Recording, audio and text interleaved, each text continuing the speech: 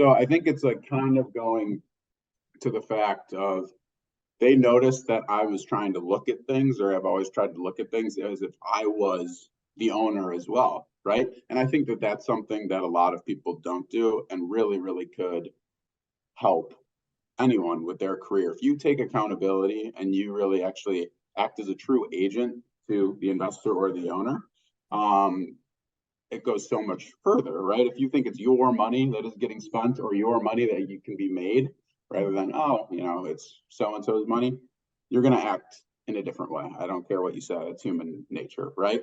And so that's what I've been able to do my whole career, and it's really, really helped me grow. I am Christina Suter, and this is the Real Estate Breakthrough Show, where we talk about the reality of real estate, the mindset you need in order to face the reality of what it is, and tips and tricks to get you moving forward in investing. I am your host, Christina Suter. And I have a new guest for you tonight. I'm particularly excited. I'm always excited to have my guests. If I wasn't excited to have them, then I wouldn't have them. It's just that simple, guys. I have Mario, and I cannot pronounce your last name. How do I pronounce your name? Guagliardo. Yeah, Mario Guagliardo. And I have him with me. He's actually with KCB. I was at an investor meeting over at KCB Asset Management in Pasadena area, and they were talking about this guy that was on their staff that had started with a singular building and then had moved forward into being, I believe your current position is VP. Yep, that's right? correct. Mm-hmm. So your current position is VP. And I went, you know what? That is a story that you guys need to hear. So you're now vice president. You've been in that position, it sounds like, for about 8 months. You started at KCB about almost 4 years ago. So tell me a little bit, like, how was it that a young gentleman, I'm assuming you're younger than 40, gonna guess, how is it that a young gentleman went from running an asset into being a VP in a very large company that literally has over $1 billion? Yeah. Under management? Yeah, it's over $1 billion in management. So, it started with KCB, focused on their multifamily portfolio. So that was a little bit more than one asset at the time. It was like about 15 to 20, but earlier on in my career before KCB, okay. I didn't have the experience of having really any assets under my belt, but just going into at the like fair market value level with Deloitte, worked with them, and just really got my hands on all different types of asset classes. It was a good experience, but it was way too big of a kind of a machine for me. I didn't necessarily I was a little bit more entrepreneurial in spirit than kind of what I was being offered there. So I looked elsewhere, and then more into the investor kind of a role. That gave me a great understanding of the financials, the valuation methodologies, and all that stuff at Deloitte, but wanted to move into more of an investor kind of a role. So I moved it and I was living in Chicago at the time there, and I ended up moving to Los Angeles, California. Thought I was going to be in Chicago my whole entire life, but I got to Southern California, and here we are 6 years later. But I was working at a different company called JRK Property Holdings.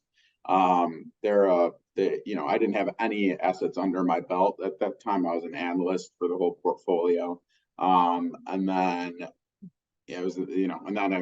they gave me from the 70 property portfolio, just helping with budgeting work and stuff like that. They, felt that I was really gaining traction at a young age on how to operate these assets. And they gave me some more responsibilities and a more focused, 20 property portfolio, really assisting with kind of the executive vice president on all different type of operational tactics, whether that be, renewal, increase, price generating, turnover kind of metrics, a bunch of KPIs that we're tracking and making sure that all of the properties within that 23 unit portfolio or 23 property portfolio were doing well. After I worked with them, they had kind of, then honed me even smaller onto, 5 or 6 assets across the country that were, a little bit less valuable. They're obviously a huge company, and they weren't going to give their most valuable assets to a 24-year-old at the time. So they gave me these 6 assets in, certain areas of the country that, were more difficult to get to. Quite honestly, it was one in Nebraska, one in Oklahoma, one in, and then the other was in Virginia Beach. Right. So from California, that's not the easiest place to travel to. But it was definitely working on those deals, and really cut my teeth there. Really made some significant improvements across the gambit. Visited some OSHA offices, which were kind of tax credit related offices, and trying to make sure that people were getting moved in, or tenants were getting moved in time. And then visited other, worked with cable companies because people weren't leasing apartments at one of our properties because they weren't getting stable internet. But literally just going into these places and trying to fix problems that were occurring, I think is really what's catapulted me across my career thus far, is just going in, getting my hands dirty, being passionate about what I'm doing, and also thinking kind of like an owner from the get-go. I think I had such an accountability factor, which is why they were able to and willing to give me those 5 properties off the bat. And in a year and a half, 2-year time frame, and then work through that and be able to expand from that 5 property portfolio, then going to around a 12 property portfolio valued at, I think it was over like $800 million, and then a little bit more, sophisticated kind of markets. I would say we were in Atlanta, portions of Florida, still had the Virginia Beach portfolio, but I think that those kind of qualities and stuff had allowed me to move on to that, and then ultimately to KCB. I'll kind of pause there if there's anything else you wanted me to touch on, or if you want to just have me keep going. Well, I guess I will highlight for a minute, like your background was in analytics. So you were observing the property from the side of the numbers. You were not necessarily on property. You were not doing property management. You didn't come up through property management. You came up through the analytics.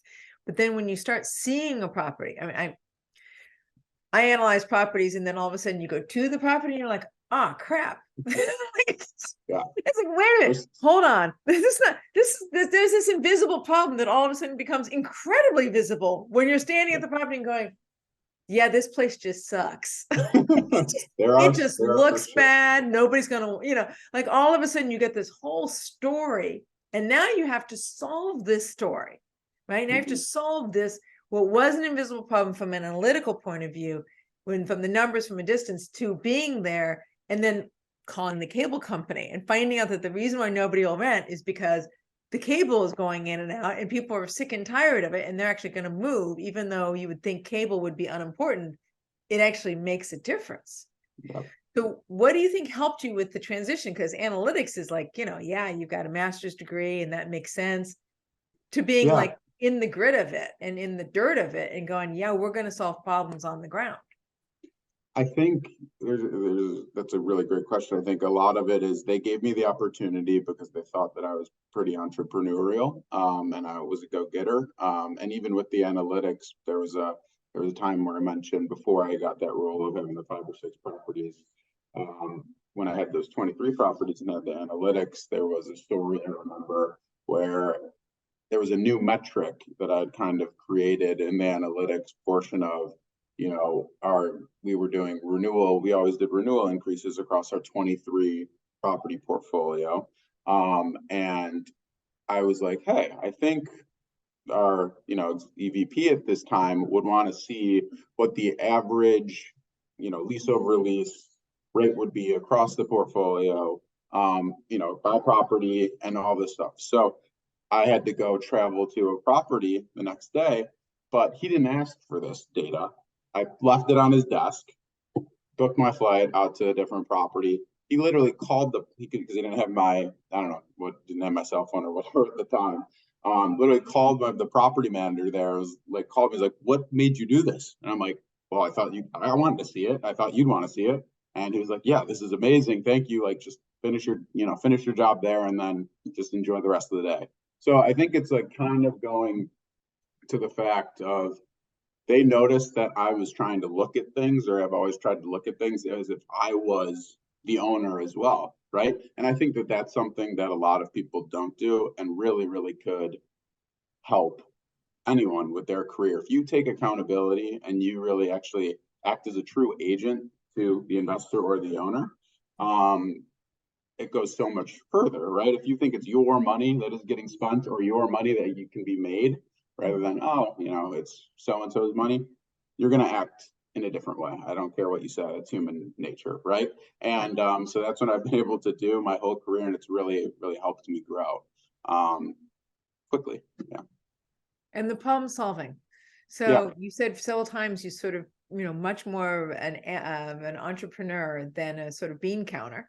And that problem solving is actually something you enjoy. Sounds like you were even put more into the mainstream of what you enjoy doing when they put you on the ground. I mean, is that accurate? Yeah. That's totally accurate. I mean, the problem solving is, you want to solve the problems more if you think you're the owner too, right? So having that mindset. I remember right when I joined KCB, I had went with one of my superiors, and we went and visited a property that was, had been really negatively affected by a hurricane, and dropped down to 65% occupancy because of it. In a short, call it, I think 12 months since I got there, we jumped up to 90% occupancy through COVID. And on top of that, we were able to sell the property for, at stabilization. I think it got up to 93%. And that was from me going into the property, digesting what was going on, fixing the staffing problems, asking, questions that led to seeing who wasn't really pulling their weight, noticing that, that was, this is a business, and we needed to make sure that we were, having good, proper staff at the property.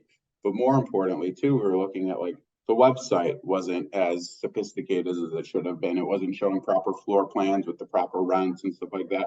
If I was trying to lease the apartment, how would you lease it to me?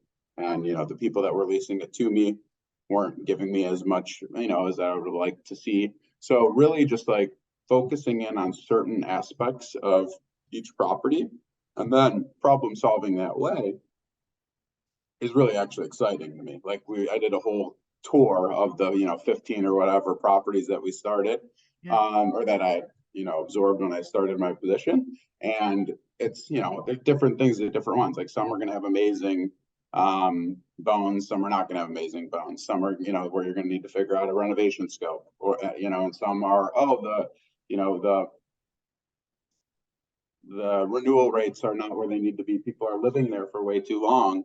The market's really, really outpassed, or the market pricing has really, really gone up significantly, and people are still living there for, not what market is. So you need to kind of increase those rates. And then there's other, there's a bunch of different levers that you can kind of pull, but like you said, you need to kind of get there, absorb it, digest it, and figure out, where the most, what lever, like I said, what levers you can pull in order to get the most bang for your buck. Levers to pull is a perfect description. So where along the way do you think you figured out that you had levers you could pull, and what were those levers? Because that's just, I immediately go, okay, I want you to give me a list of the levers. Now, I don't think you have that list in writing, but I suspect you have some version of it in your head. Both of those statements are accurate, and I don't know if KCB will allow me to do that. But okay, well, then if KCB won't allow you to do it, then that's fine. But no, but I'm kidding. I'll give you some levers for sure right now to pull. It's it's realistically, it's all a revenue and expense kind of a game, right? I'm as an investor, as an agent to the investors, right? I'm trying to make sure that the bottom line is as strong as it can be. When you go to a property and you try to focus on the revenue first and foremost. You make sure that your leasing windows are kind of tight. You make sure that your lead tour conversion is where it should be. Your tour to move in conversion is also where it should be. And that starts with, the people, the product, and the price. So those are three levers that you kind of look at and pull. You look at those levers, you look at the people by, determining, how engaged they are, how warm they are, even when you get there, right? You look at the product. Is it clean? Are there, is it look, old, or does it look dated? What can you really spruce up for in a cost-effective way? You look at the price, you look at the market, you look around you, you go visit comps, you do all that kind of stuff. And then, there's even more intricate kind of things to move in off of that. You could look at, like I said, leasing windows. You could look at lease expiration dates. You could look at changing those. You could look at lease expiration schedules. You could look at move outs to made ready dates. And there's so many things that a lot of people don't really focus on. And I've just over the years been able to, see just from numbers and from even more clearly from numbers and from visiting the property, right? What levers you can pull on the revenue side. And then the expenses is, it's simple. It's like getting multiple bids, right? It's not being lazy in that regard. It's just making sure your staffing plans are appropriate, making sure that your employees are happy, they're doing resident events. It's doing a bunch of stuff like that a lot of people, overlook too. You don't want to be penny wise and pound foolish. That's what I find all the time. Penny wise and pound foolish. Yeah, I don't want people to move out, so I don't raise my rents. So 15 years later, right, you're way behind market rents, right? A lot of a typical mom and pop move, right? Mm-hmm. Totally. Right. Oh yeah, we were, there were certain, properties that I've had in the past, right, that were just coasting at 98% occupancy, 99% occupancy. I'm like, no, that's a red flag. Whenever a lot of people are like, oh, this is amazing, right? I'm like, oh no, to me, it's exactly what you said. That's kind of a red flag. We need to be a little bit more aggressive here. So those are some quick little spark notes. I'm not going to give you everything, but yeah. No, that was good. Thank you very much. I'm sorry I interrupted you because I want, No. There's somebody's going to be listening to this and they're going to be writing all these things down going, oh, right. Because he just went from beginning all the way. I know. Yeah. Good. Yeah. Please. All right. So let's get to KCB. So you actually had already had a relatively strong background before you, because you've been there for 4 years. They didn't start you at VP, right? Yep. So you started more on the ground again with direct assets under management that you were responsible for. Yeah. Yeah. So I was, associate, and then the next year moved up to, senior associate, and then 18 months after that, I moved up to VP. So yeah, and I think realistically, what I brought to the table is similar to what I knew worked in the past, right? Is just literally, I got there 6 months in. Really was just absorbing the financial statements. I visited all of the properties that I was going to be responsible for.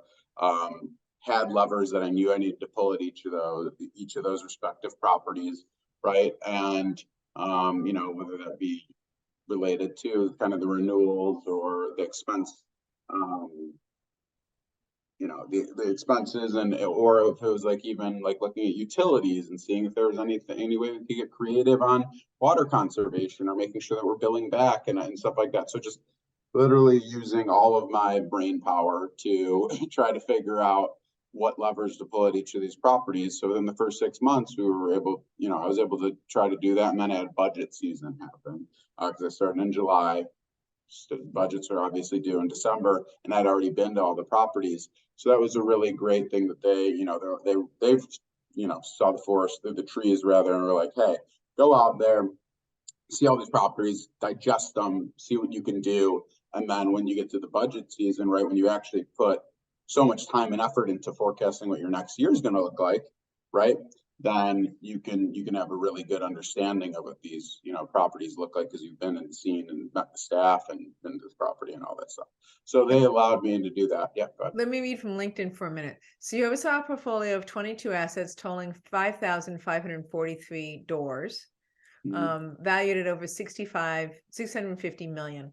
You increased the year-over-year NOI by $2.8 million, or about a 20% increase across 11 multifamily properties within about a year.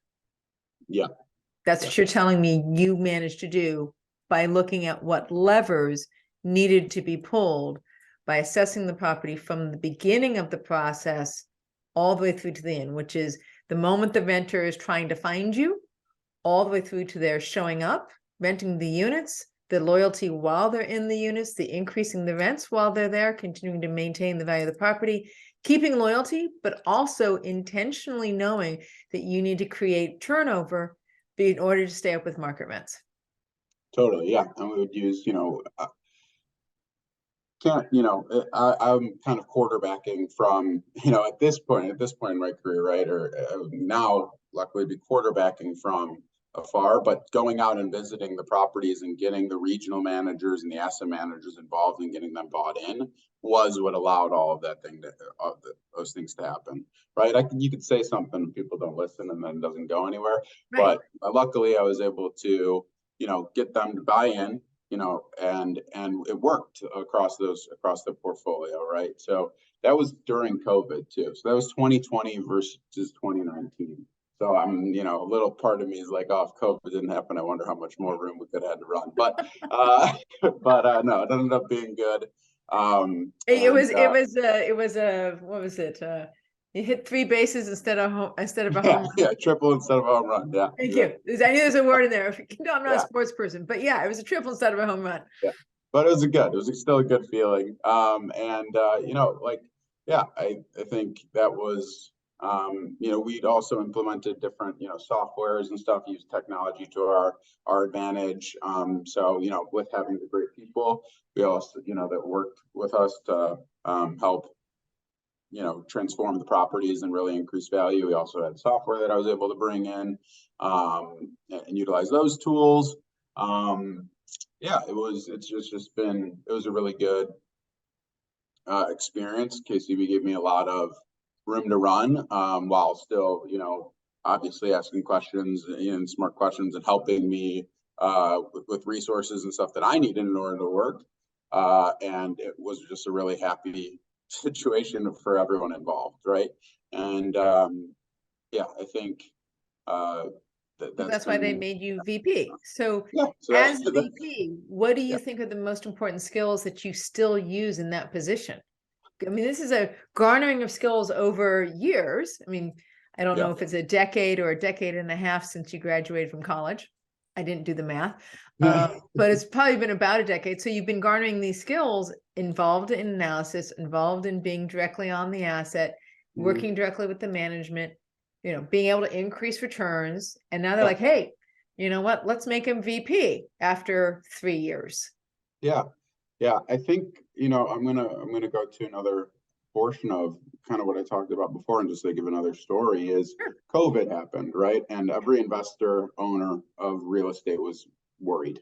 If you weren't, you're going lying, into it, right? You were worried. Yeah, if you weren't worried going into it, given the analysis and the cascade that we expected to happen of people being not able to pay rents and losing jobs and everything. Yeah, you're worried. You don't know if you don't know what's going to happen. You don't know if the rent is revenue for these buildings if you're an investor in property, right?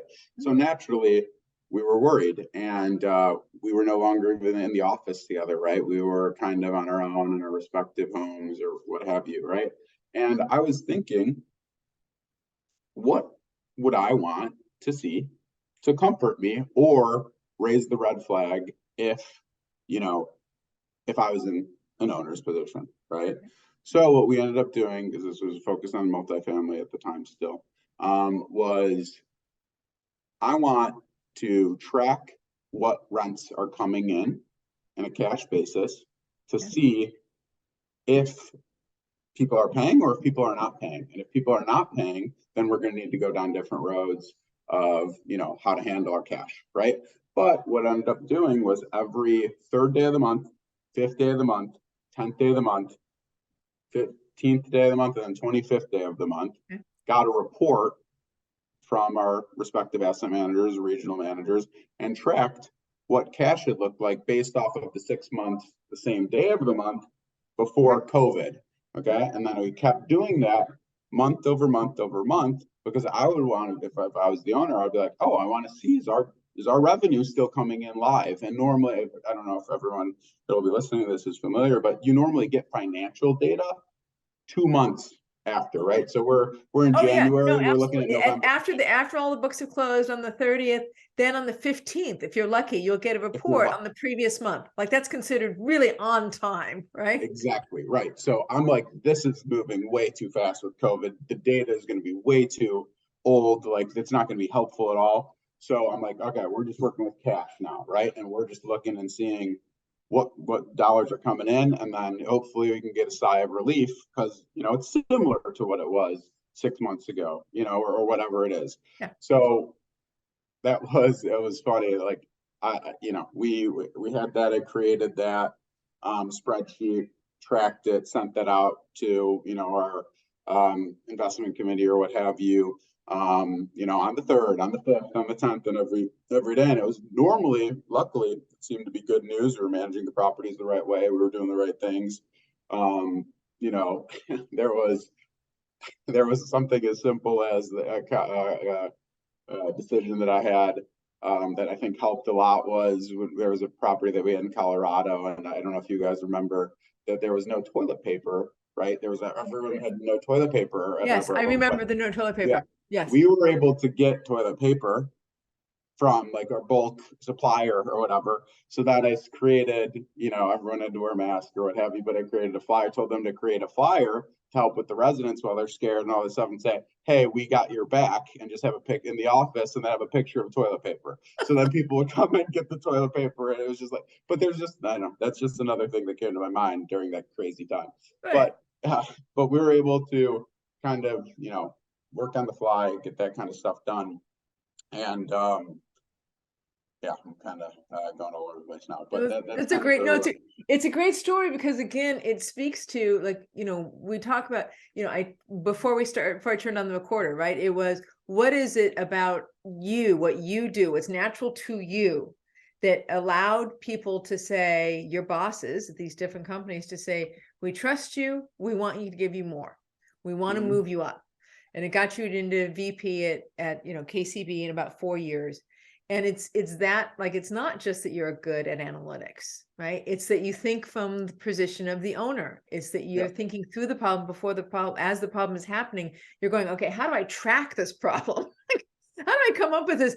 Give me data on the 3rd and the 5th and the 10th and the 15th. Like, how am I going to track this so that I'm getting real world data in order to make a, on the ground decision, not the 15 days after the 30th, which is the days I'm used to getting my reports, right? Like, I'm lucky my management company can give me the 15 days after the, after the 30th, right? Right. And so, it's also, I think, there's some basics in what you're talking about that is beyond just the capacity to be an analyst and beyond the capacity to be an entrepreneur.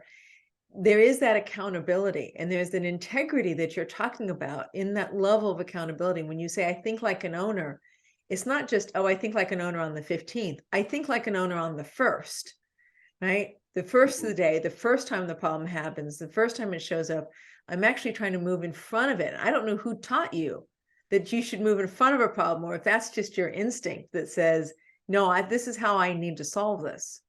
Yeah, I mean, I don't know. You kind of learn from experiences, right, over the course of your life. And I think, I just hate getting bitten, and, and, run on a, fail forward is kind of something that I've done throughout my, career. Hopefully less fails and more forwards now at this point.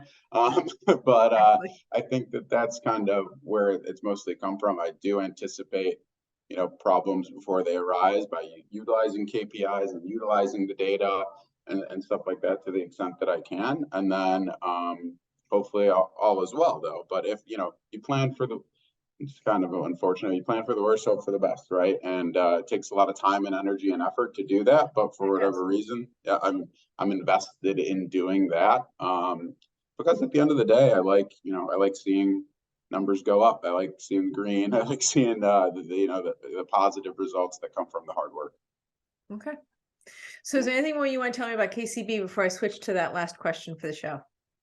No, I mean, I think, I think KCB has been, it's been a great opportunity with them. I'm loving my role with them, constantly expanding, working a little bit more on some of the senior housing and the hospitality assets now, and utilizing my skill sets there, implementing some KPIs for our properties, and just trying to make sure that, I continue to look at every property that we own as it is my own. And, it's something that excites me, pretty passionate about what I do, which also is pretty helpful, and lucky to be able to, have this opportunity where they allow me to, continue to grow with them. Yeah, 1.5 billion of real estate assets, including shopping centers, multifamily residential, and skilled nursing facilities. And that's part of why we invested with you guys, is that you actually have portfolios, funds, which are diversified across multiple different asset types, not just across locations. So, that's how we got there. So tell me, just because real estate is about being an entrepreneur, it's about having a sense of grit. It's about being able to, like you said, fail forward faster, hopefully failing less and succeeding more. Tell me about a story that didn't go right and how you made it right, how you made it whole. Like sometimes we can't solve it, but we can at least make it better, and what it taught you as an investor. Yeah. So how long do you have now? Usually it's, well, how long do you have, or which one do you want me to talk about? Yeah, exactly. I'll focus it in on one asset that we had in Atlanta, Georgia. It was a property that was definitely tough. Through COVID, we really saw a lot of delinquency issues. People weren't paying rent. We weren't able to evict. So pricing, or rents weren't really getting collected. And it was, it forced us ultimately to fund the property at certain points just because there was no revenue coming in. And, we needed to, figure out how we were going to salvage this asset, right?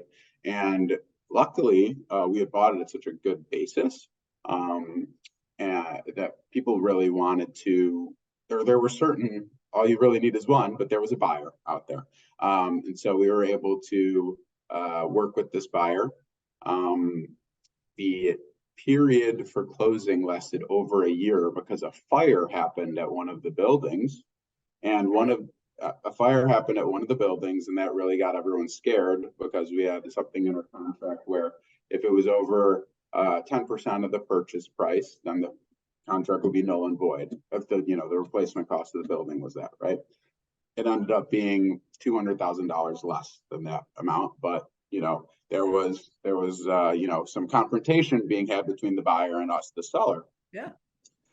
There was a stipulation in the contract that if we didn't maintain 90% occupancy, right, physical occupancy, that the contract would be void as well. Yeah. So naturally, the buyer being scared of the fire, the buyer being, not wanting to go through with the deal, ended up stating, which they were fully allowed to do, that we're going to go to the properties 2 to 3 days before closing and walk all the property. And I want you to show us all of these units, which naturally were all of the units with the highest delinquency balance, right? They thought that we were seeing that, all these people already just left. There's actually, way more occupancy problems here than you're advertising. What's going on? I had already thought of this problem happening. So I'd made the property staff do this days before. They assured me everything was fine. I'm like, okay, hope so, because this is what's going to happen. This is their out, right? This is how they're going to. They can totally pull on this, right? Yeah, they have, they have hard money on the line. This is the only thing that's going to be able to save them. On top of, instead of that, just me allowing them to go out there, you bet your butt, I went on from LA to Atlanta and walked side by side. Right. with the buyer to then check the box of, nope, this one's occupied, this one's occupied, this one's occupied. It was a 200-unit property. We beat the occupancy amount by like 3 units. After walking through all of them, there were people that were actually on the rent roll and actually in the units, Right. took pictures, everything, you know, of the unit and showed that, made your little list and everything like that. Long story short, ended up, you know, finally after a long period of time after that and other issues of them trying to get out of buying it, ended up selling the deal to them for an increase of roughly $500,000 in purchase price, because of the fact that you know, there was price appreciation throughout the time period anyway. So we ended up, it ended up being a huge, and we were able to make good on our defeasance as well, because, you know, with the terms of the loan and anything like that. So it was just a windfall of stress and everything going on and everything going bad, and literally us being able to finally, at the end of the day, climb out of it, and you know, and just with a huge victory and unloading the asset. So it took a lot of work. Basically, it took a lot of work and a lot of hand holding, and you just had to keep showing up. Yeah, exactly. So what did you learn from this? What did you take away from it as an investor? I mean, I think it's just, honestly, is you need to always show up. You need to be persistent, and you need to find problems before they arise to the extent that you can, right? And you need to know the contracts that you're signing. You need to know where there could be potential holes in them, right? You need to know how are people going to act, and how are you going to kind of combat it? Are you going to be the nice guy or negotiate that way? Or are you going to negotiate a different kind of a way? But there's sometimes you have to be a pain in the ass in order to get what you need. You don't want to, right? But you need to hold a line. Yeah, and I think ultimately boiling it all down is you just need to act as the owner, act in your best interest, and prepare for things to go awry, and almost embrace the problem to the extent that you can, because they're always going to come up, and you gotta tackle them. There's always going to be problems in real estate. That's part of why I have that question built into this process of interviewing people, is because here's my current favorite analogy, Mario. Maybe you'll like this. My current favorite analogy is, if you were in baseball, how often would you successfully hit the ball? Right. If you're amazing, less than a third of the time. Amazing. Right. If you're amazing, right? If you're amazing, if less than 50% of the time or a third of the time, and you'd still be considered like a total winner. Right. And you just got to get used to that in real estate. I mean, it's kind of the other way around. Hopefully you have 9, 10 really good deals before you get a bad one, right? Hopefully the percentages are higher, but it is part of the deal is you've got problems. You have to be creative. You have to be diligent. You have to be, have a lot of grit and the capacity to follow it through, especially given that truly this is a long-term game. This is a marathon. This is not something like, oh, gee, I'll do real estate for 6 months and I'll walk away with $500,000. Like, no, you won't. Right. Maybe you will. Maybe you'll do it once. I've heard of flippers doing that on their first deal, and they always, after they say it, they always go, and now I was hooked. And then their third deal or their fourth deal is the one where they go, and my, backside was handed to me on my fourth deal. I was like, this is beginner's luck. Maybe you get it sometimes or whatever. What's the at the casino or something, right? The first time at the casino you win, so that you get hooked forever. But hopefully it works out for you at the end. Yeah. All right, Mario, I so appreciate your time. How can people get a hold of you? They may want to know about KCB. They want to know about you. I don't know. They may simply just want to have your story on their podcast or at their meeting. So how do people get a hold of you? Yeah, thank you. Thanks for having me. It was awesome. I really enjoyed it. They can probably, I'd reach out to me just on LinkedIn, Mario Guagliardo, KCB. And I think that would probably be the best way at this point. All right. So for those people who are watching this on YouTube or Roku TV or Amazon TV or Apple TV, you can see that I've got his LinkedIn profile up. But for those of you who are not, who are listening to this as a podcast, Mario, spell your last name and give out your email or phone number. Yeah, it's a super easy one to spell, right?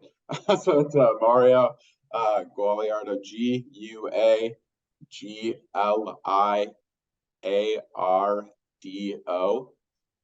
And then, you can reach me at Guagliardo, Guagliardo